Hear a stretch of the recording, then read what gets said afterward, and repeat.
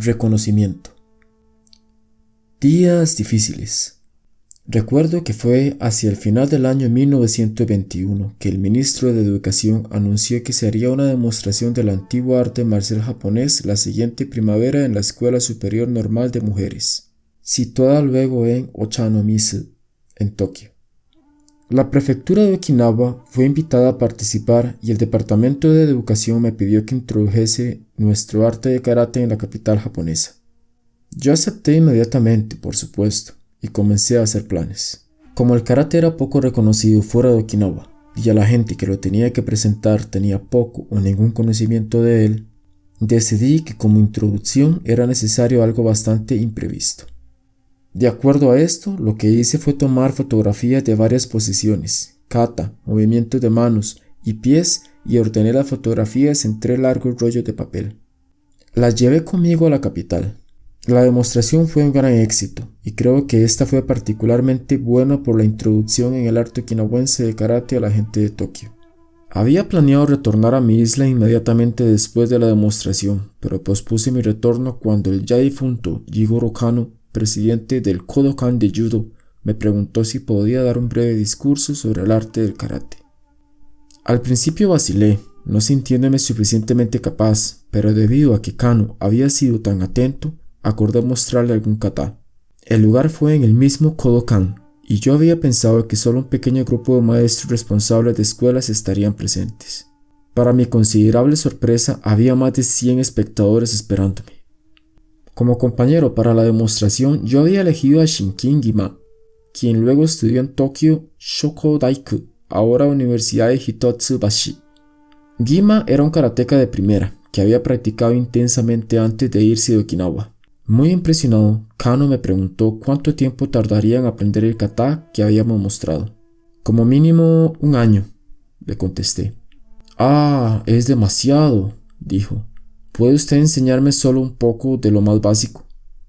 Para un simple maestro de escuela de provincia como yo, era un gran honor el pedido de un gran maestro de judo como Jigoro Kano, y por supuesto estuve de acuerdo. Un tiempo después, cuando me estaba preparando nuevamente para retornar a Okinawa, fui llamado una mañana por el pintor Hoan Kosugi. Me dijo que tiempo atrás, cuando por una exposición de pintura había visitado Okinawa, había quedado profundamente impresionado por el karate y quería aprender el arte, pero que aquí en Tokio no pudo encontrar maestros ni libros de instrucción. ¿Quiere usted, preguntó, considerar permanecer un tiempo en Tokio y dar mi instrucción personal?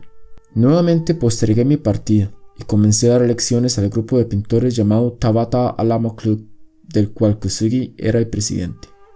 Después de varias sesiones, ellos comenzaron a decirme que si yo quería ver el Karate-Do introducido en Japón, era el hombre que debía hacerlo y que Tokio era el lugar para empezar. Así fue que escribí a Asato e Itosu contándoles la idea, y ambos maestros me contestaron con cartas de estímulo y al mismo tiempo advirtiéndome que podía tener tiempos difíciles. En esto, como sucedió, ellos estaban más que en lo cierto. Yo me mudé hacia el Meisei Yuku, un albergue para estudiantes provenientes de Okinawa, situado en la zona Suidobata de Tokio, donde me permitieron utilizar la sala de lectura del albergue como dojo, cuando no fuese usada por los estudiantes. Sin embargo, el dinero era un problema crítico. Yo no tenía nada para mí, mi familia en Okinawa era difícil que me pudiese enviar algo, y yo no podía en ese momento recibir ayuda de alguien, ya que el karate era aún desconocido. Para pagar el pequeño cuarto donde dormía, hacía cualquier tipo de trabajo en el albergue, sereno, cuidador, jardinero, y también limpiaba los cuartos. En ese tiempo tenía muy pocos estudiantes, así que mis ingresos no eran suficientes para pagar mis gastos. Para ayudar a resolver el problema, persuadí al cocinero del albergue que tomase lecciones de karate y que a cambio me descontase lo que pagaba por la comida. Fue una vida difícil, pero cuando recuerdo aquello después de todos estos años siento que también fue bueno. También hubo momentos muy buenos. En esos días eran raras las entrevistas personales en diarios o revistas. Pero un día apareció en el albergue un periodista de un diario. Cuando llegó, yo estaba barriendo el pasillo del jardín y obviamente me tomó por un sirviente. ¿Dónde puedo encontrar al señor Funakoshi, el maestro de karate? Un momento, señor, le contesté y me fui. Rápidamente subí a mi habitación, me puse mi formal kimono y luego bajé hasta la entrada, donde esperaba el periodista. ¿Cómo está usted?, le dije. Yo soy Funakoshi. Nunca olvidaré la expresión de sorpresa del periodista cuando se dio cuenta que el jardinero y el maestro de karate eran la misma persona. En otra oportunidad fui llamado por uno de los más altos sirvientes de la casa del barón Yosuo Matsudaira, que estaba al lado del albergue. Los Matsudaira eran una familia de importancia y el barón y su esposa eran los padrastros de la princesa Shishibu.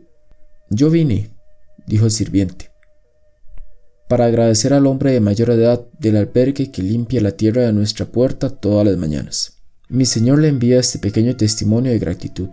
Luego, él me dio una caja de dulces. El epílogo de la historia vino unos pocos años después, cuando el mismo sirviente me volvió a visitar para disculparse por haberme llamado el hombre de mayor edad que limpia la tierra.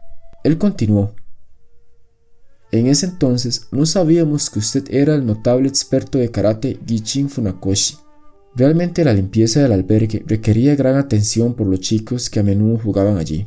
Después de una hora de limpieza exhaustiva, cuando dejaban de jugar, a veces los regañaba diciéndoles que estaba bien que jugasen en el jardín pero que no lo ensuciase. Un día, uno de ellos, un pequeño demonio lengua larga, me llamó Karasu Uri, calabaza de serpiente, y luego el resto de los chicos hizo el coro.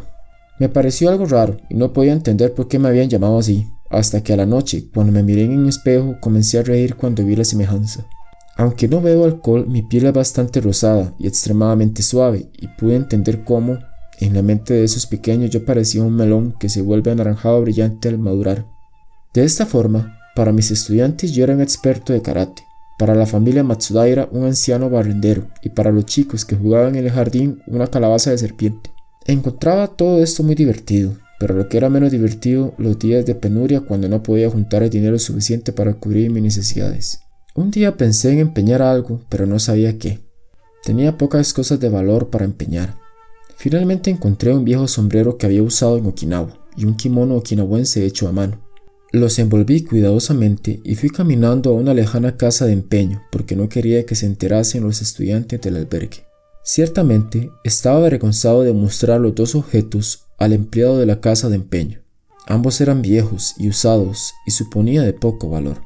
El empleado los llevó al cuarto de atrás del negocio, donde se escuchaban voces, la otra presumiblemente del dueño del negocio, hablando en voz baja.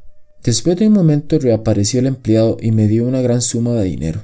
Me había quedado perplejo hasta que me enteré que el hermano del empleado era uno de mis estudiantes de karate.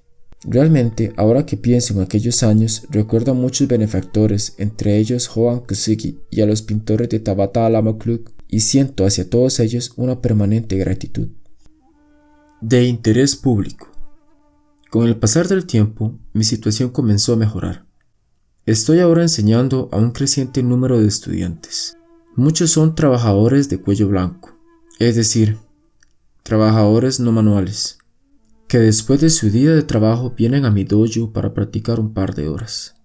Ansiosos de aumentar sus conocimientos de Karate-Do y para perfeccionar sus técnicas, son muy entusiastas y estoy muy agradecido con ellos porque hicieron que el arte se conociese más entre la gente de todas las formas de vida. También los universitarios comenzaron a interesarse por el karate, con Keiyo a la cabeza. Un día, el profesor Shinryu Kazuya, del Departamento de Idioma Alemán y Literatura, vino a mi dojo con un par de miembros de la facultad de Keiyo y varios estudiantes que querían aprender karate. No mucho después de esto, la universidad formó un grupo de estudio del karate integrado por miembros de la facultad y estudiantes. Este fue el primer grupo de esta clase que se estableció en la Universidad de Tokio. Ahora, además de enseñar en mi propio dojo, hago visitas regulares a Keiyo para dar instrucciones sobre el arte. Seguidamente, estudiantes de otra universidad, Takushiko, que no estaba lejos del albergue, también vinieron a aprender. En uno de esos días de actividad creciente, un caballero espléndidamente vestido apareció en el albergue acompañado de un joven con uniforme de estudiante. Me pidió que le diese una breve demostración de karate, después de la cual el joven dijo entusiasmado que tenía intención de estudiar el arte. Resultó ser Kichinosuke Saiko, miembro de una familia aristocrática que después de la Segunda Guerra Mundial fue nombrado en el Parlamento. Según recuerdo, el joven caballero era en ese entonces un estudiante del colegio Pierce. Sin embargo, eligió como residencia el alojamiento de Togokan, que estaba cerca de mi dojo, debido a que había decidido pasar todo el tiempo posible practicando karate. Cuando le dije al propietario del Togokan que él era un huésped aristocrático, se sorprendió mucho y rápidamente convenció al joven caballero para que se mudase a otro alojamiento en Myogadani, diciéndole que lo consideraba más limpio y adecuado para el hijo de un noble. Desde ese segundo alojamiento, el joven viajaba diariamente al colegio Pierce y a mi dojo. Después del interés demostrado en Keio y luego en Takushiko, el número de estudiantes de varias escuelas de Tokio pareció crecer sin límites. Recuerdo, entre otros, jóvenes de Waseda, Hosei, Colegio Médico Japonés, Universidad de Comercio de Tokio y Universidad de Agricultura de Tokio. Se establecieron al mismo tiempo grupos de estudio de karate en varios institutos de alta enseñanza. Uno se formó en el Colegio Nikkaido de Educación Física y fue invitado a dar clases de karate en las academias militar y naval. Y debo agregar que estuve muy gratificado al recibir las visitas de padres de chicos que estudiaron conmigo. Ellos me agradecieron que por la instrucción de karate que recibieron, sus hijos se volvieron fuertes y saludables. Ahora tengo poco tiempo para limpiar habitaciones y jardines, y tampoco tengo una necesidad imperiosa de hacerlo. En efecto, un día vino a verme el dueño de la casa de empeño, que había sido tan generoso, y me dijo: hacía tanto que no lo veía que pensé que estaba muerto. Me alegro de verlos tan sano y saludable. Durante todo este tiempo, mi mujer estuvo en Okinawa. Sin embargo, mi hijo mayor vino a Tokio antes que yo, y mis dos hijos menores vinieron después de mi llegada. Yo decidí no volver a Okinawa hasta cumplir mi misión, y a pesar de las dificultades, podría haber mantenido a mi familia en Tokio. Pero esto no pudo ser. Cuando le escribí a mi mujer para que viniera, ella se negó rotundamente. En la religión okinawense, la veneración de los antepasados es un elemento muy importante, y mi mujer, una devota budista, no podía concebir la idea de cambiar la tumba de nuestros antecesores a un lugar desconocido. En respuesta a mi requerimiento, me dijo que era su deber permanecer en Okinawa para atender sus obligaciones religiosas. Ella me decía que yo debía concentrar mis esfuerzos en mi trabajo. Viendo que no había forma de que cambie de idea, estuve de acuerdo, aunque fueron muchos años de separación. Mi primer libro. No hacía mucho que había llegado a Tokio cuando Hoan Kosugi, el pintor, me invitó a escribir un libro de referencias sobre el Karate-Do. Este no iba a ser un trabajo fácil, porque como ya expliqué, no había material disponible en Tokio y tampoco en Okinawa. Así que comencé escribiéndole a los maestros Asato Aitoso y a otros amigos y colegas en Okinawa para que me enviasen cualquier información e ideas que tuviesen sobre el Karate-Do. Pero por supuesto, cuando comencé a escribir el libro tuve que confiar casi totalmente en mi experiencia personal durante los días en que me entrenaba y practicaba el arte en Okinawa. Publicado por Bukyusha en 1922, el libro se tituló Ryukyu Kenpo Karate y tuve el honor de incluir cortas palabras de introducción de varias personas eminentes. Entre ellas, puedo mencionar los nombres del marqués Hisamasa, el primer gobernador de Okinawa, del almirante Rokuro Yashiro, del vicealmirante Shosei Ogasawara, del conde Shinpei Goto, del teniente general Shigematsu Waka, del almirante real Norikazu Kanna, del profesor Norihito Toono y de Bakumonto Sueyoshi, del Okinawa Times. Cuando actualmente releo el libro, me siento un poco avergonzado por la escritura de aficionado. Sin embargo, para escribirlo le dediqué un gran esfuerzo, y por eso entre mis publicaciones, esta permanece como mi favorita. El libro fue diseñado por el mismo Hoan Kosugi. Los 5 capítulos son: ¿qué es el karate? El valor del karate, entrenamiento y enseñanza del karate, la organización del karate y fundamentos y kata. En el apéndice del libro discuto las precauciones que debe tener un karateka cuando practica el arte. Para dar una idea al lector de cómo se sentía el karate en ese momento, les reproduciré aquí una breve introducción que escribí en ese primer libro mío. Dentro de la profundidad de las sombras de la cultura humana acecha la semilla de la destrucción, así como la lluvia y el trueno siguen en el comienzo de una tormenta. La historia es la historia del levantamiento y caída de las naciones. El cambio es un mandato del cielo y de la tierra. La espada y la pluma son tan inseparables como las dos ruedas de un carro. Así, un hombre debe abarcar ambos campos si quiere ser considerado un hombre de talento. Si es demasiado complaciente, creyendo que durará siempre el tiempo bueno, puede un día ser sorprendido por terribles diluvios y tormentas.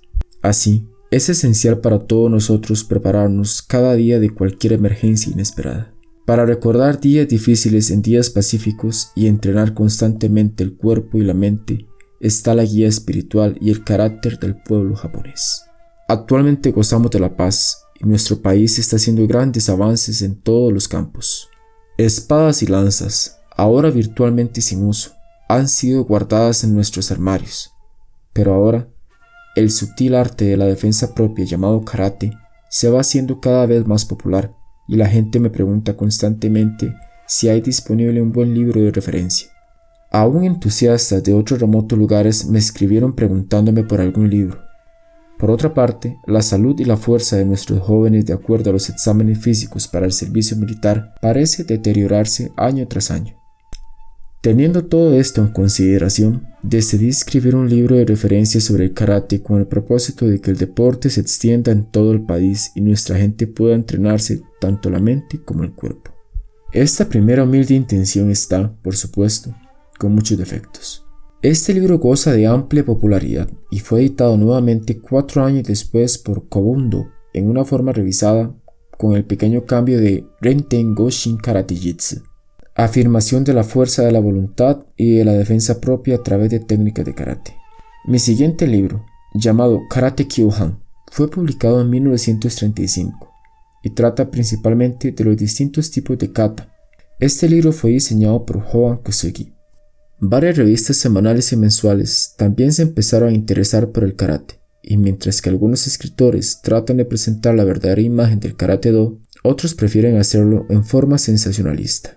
En el apéndice de mi primer libro cito un artículo que apareció en un periódico de Tokio en el cual el autor dice: el propósito del karate es tener un cuerpo fuerte.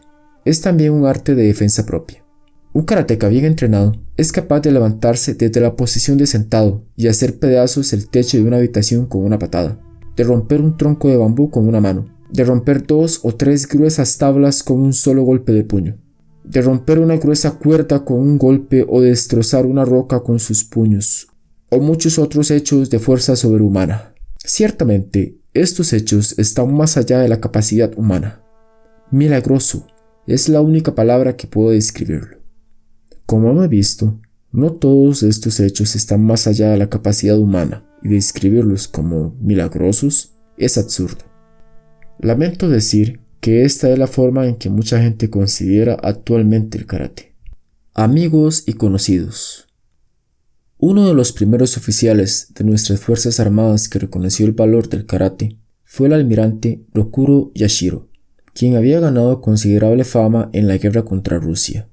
Como el lector recordará, fue él quien me llamó a Okinawa y al quedar tan impresionado por la demostración de karate ordenó a los oficiales y hombres bajo su mando que lo practicasen.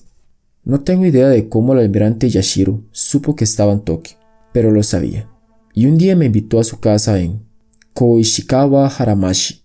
Él recordó todo lo que había visto en Okinawa y me dijo que él mismo, así como sus hijos y nietos, querían aprender karate. De esta forma acordé visitar a su casa una vez a la semana para enseñarles el arte.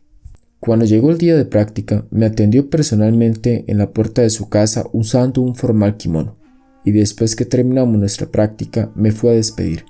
Teníamos frecuentes conversaciones antes y después de la práctica, y aproveché mucho su amplia experiencia. Encontré en él un hombre digno de admiración. Otro hombre de la marina de quien aprendí muchas cosas valiosas fue Isamu Takeshita, quien también llegó a tener más tarde el grado de almirante.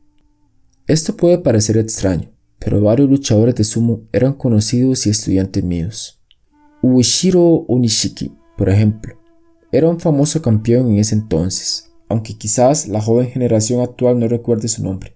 A veces él traía a otros luchadores durante las prácticas en mi dojo Meiseijuku, pero como mi dojo era bastante chico y los luchadores de sumo no, prefería mostrarles mis katas en el establo de Onishiki en Ryogoku. Otro luchador de sumo, al que le di frecuentemente clases de karate, fue al campeón llamado Fukuyanagi, quien sufrió una muerte prematura al comer pez globo mal preparado. Los luchadores siempre estaban muy atentos durante las prácticas, y así como lo hacen actualmente, ellos hacían frecuentemente giras a través de todo el país. Tan pronto como retornaban a la capital, volvían a mi dojo para contarme.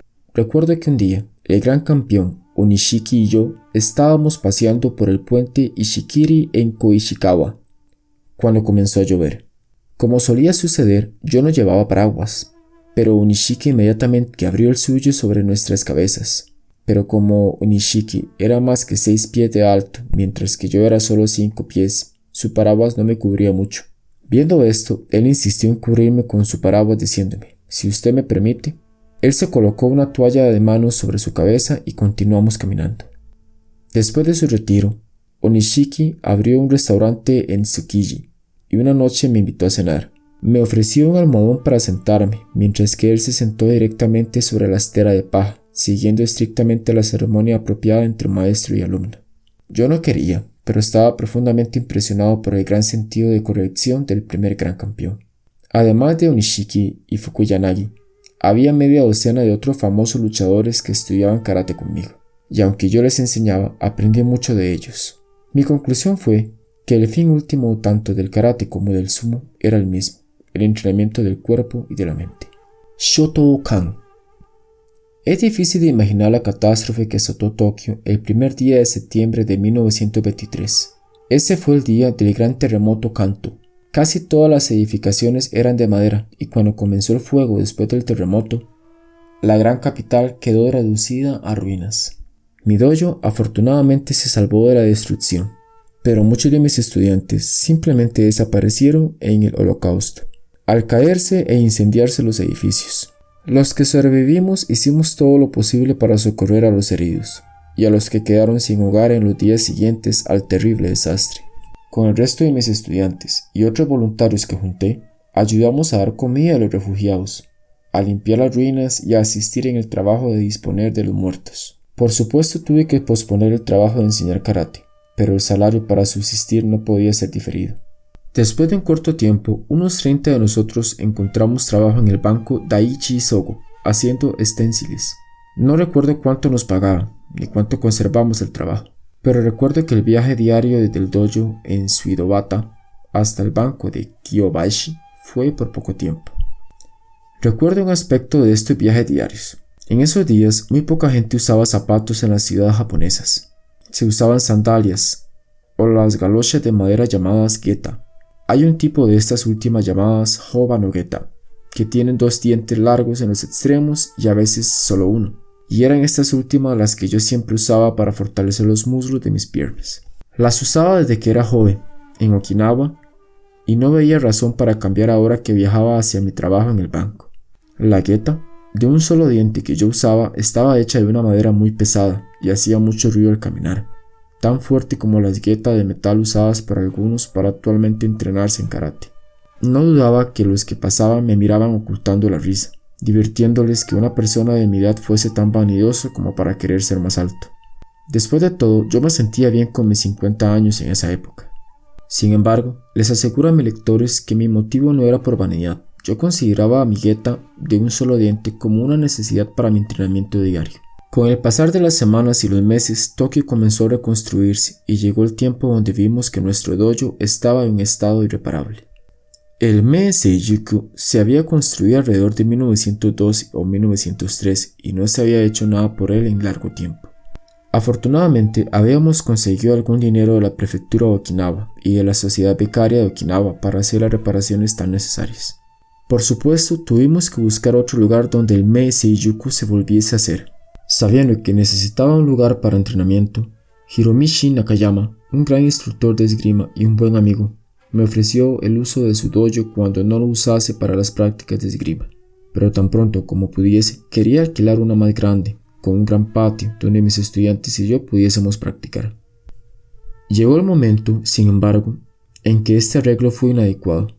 El número de mis estudiantes crecía así como el de estudiantes de esgrima. La consecuencia de esto era que yo estaba estorbando a mi benefactor. Desafortunadamente, mi situación financiera aún era mala y no podía hacer aquello que quería, construir un dojo específico para karate. Fue alrededor de 1935 en que un Comité Nacional de Apoyo al Karate solicitó los fondos necesarios para construir el primer dojo de karate en Japón. No fue sin algo de orgullo que en la primavera de 1936 entré por primera vez en el nuevo dojo, en Soshigaya, Toshima Ward, y vi sobre la puerta una placa que tenía el nuevo nombre del dojo, Shotokan. Ese fue el nombre que decidió ponerle el comité. Yo no tenía idea de que ellos habían elegido el nombre que usaba en mi juventud para firmar los poemas chinos que escribía. También estaba triste, porque hubiese querido que principalmente los maestros Asato e Itosu estuviesen y enseñasen en mi dojo. Ay, nadie puede durar tanto en esta tierra, así que el día en que el nuevo dojo se inauguró formalmente, quemé incienso en mi pieza y oré por sus almas. En mi imaginación, estos dos grandes maestros parecían sonreírme, diciéndome: buen trabajo, Funakoshi, buen trabajo. Pero no cometa el error de sentirse satisfecho porque todavía tiene mucho que hacer. Hoy, Funakoshi, es solo el comienzo. El comienzo. Yo tenía cerca de 70 años. ¿Dónde iba a encontrar el tiempo y la fuerza para hacer todo lo que faltaba? Afortunadamente, nunca me preocupé ni sentí mis años y determiné, como mis maestros me lo demandaban, no renunciar. Había aún, me dijeron ellos, mucho que hacer. De una u otra forma, yo lo iba a hacer. Con la inauguración del nuevo dojo, uno de mis primeros trabajos era hacer una serie de reglas para hacer seguidas como un programa de enseñanza. También formalicé los requerimientos para los grados y clases Dan y Kyo. El número de mis estudiantes crecía día a día, así que nuestro nuevo dojo, que al comienzo parecía más adecuado para nuestras necesidades, progresivamente quedaba más pequeño. Aunque, como dije, no sentía mis años, hice hasta lo imposible para cumplir con todos los compromisos que se habían acumulado. No solo debía conducir el dojo, sino también las universidades de Tokio que estaban formando grupos de karate en sus departamentos de educación física, y esos grupos necesitaban instructores. Esto era demasiado para una sola persona, dirigir el dojo y viajar de universidad a universidad, así que puse en mi lugar a estudiantes avanzados para enseñar en sus propias universidades. Al mismo tiempo, puse a mi tercer hijo como asistente, delegándole el trabajo diario en el dojo, mientras que yo supervisaba la enseñanza en el dojo y las universidades. Debo señalar que nuestras actividades no estaban reducidas solamente a Tokio. Muchos graduados de mi dojo y de las universidades consiguieron trabajo en ciudades de provincias y pueblos, con el resultado de que el karate comenzó a conocerse por todo el país, abriéndose un gran número de dojo. Esto me dio otra misión. Como el karate se extendía, yo estaba constantemente asediado por los grupos locales, viajando de un lado a otro, dando clases y demostraciones. Cuando estaba fuera por algún tiempo, dejaba el trabajo en el dojo en las buenas manos de mis estudiantes más avanzados. A menudo me pregunto cómo elegí el seudónimo Shoto, del cual se originó el nuevo nombre del dojo. La palabra Shoto significa literalmente en japonés ondular de los pinos. Y aunque no tiene un significado misterioso, de todas maneras me gustaría contarle por qué lo elegí. Mi ciudad natal de Shuri está rodeada de montes con árboles de pinos Ryukyu y vegetación subtropical, entre ellos el monte Torao, que pertenecía al barón Shosuke Ie, quien en realidad fue uno de mis primeros patrones en Tokio. La palabra Torao significa cola de tigre y es particularmente apropiada porque la montaña es muy estrecha y el denso bosque parece una cola de tigre cuando se ve desde lejos. Cuando tenía tiempo, acostumbraba a caminar en el monte Torao, a veces a la noche, cuando había luna llena o cuando el cielo estaba tan claro que parecía una bóveda de estrellas. En esos momentos, si había algo de viento, se podía escuchar el crujido de los pinos y sentir el profundo e impenetrable misterio que yace en el origen de toda la vida. Para mí, ese murmullo era como una música celestial. Poetas de todo el mundo cantaron acerca del profundo misterio que yace en los bosques, y yo fui atraído por el encanto de la soledad, en donde ellos eran un símbolo.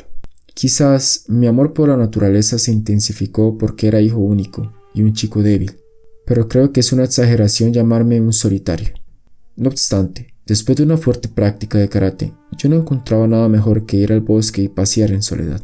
Luego, cuando tenía mis 20 años y trabajaba como maestro de escuela en Naha, iba frecuentemente a una larga y angosta isla en la bahía, donde se admiraba un espléndido parque natural llamado Okunoyama, con gloriosos pinos y un gran estanque de lotos.